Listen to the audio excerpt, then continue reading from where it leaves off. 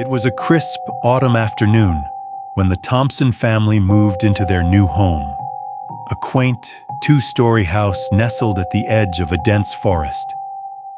The house had a charming exterior, with ivy creeping up its walls and a large bay window that seemed to watch the world like a silent observer. But little did they know, this house held secrets that would soon unravel their sense of safety. As the family unpacked their belongings, the house seemed to creak and groan, as if protesting their presence. The children, Emily and Jake, laughed it off, but Mrs. Thompson couldn't shake the feeling that they weren't alone. That night, as the family settled into their new beds, the house fell silent. Too silent. The kind of silence that makes your ears ring and your skin crawl. Emily, the youngest, swore she heard whispers coming from the walls.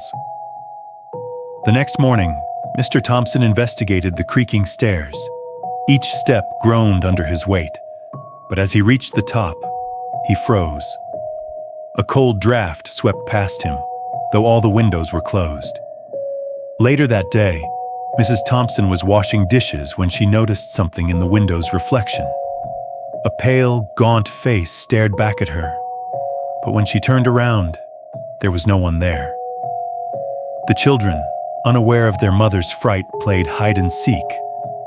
Jake hid in the closet under the stairs, but as he waited, he heard faint breathing, not his own. That night, Mr. Thompson woke to the sound of footsteps. He grabbed a flashlight and stepped into the hallway, only to see a shadow dart around the corner. The next evening, as the family gathered in the living room, Emily screamed. There in the bay window was a pale face staring directly at them. Its hollow eyes seemed to pierce through their souls. Mr. Thompson grabbed a bat and ran outside, but the figure was gone. All that remained were footprints in the mud, leading into the forest. The family followed the footprints into the forest, the trees closing in around them. The air grew colder, and the sounds of the night seemed to fade away. The trail led them to an abandoned shack, its windows broken and its door hanging off its hinges. Inside, they found old photographs of their house and of people who looked eerily familiar. Among the photographs was a newspaper clipping. It told the story of a family who had vanished from their home decades ago, the same home the Thompsons now lived in. Terrified, the family rushed back home. But as they approached, they saw the pale face again, this time in every window, watching them with a sinister smile. Inside, the house seemed alive. Shadows moved on their own, and whispers filled the air.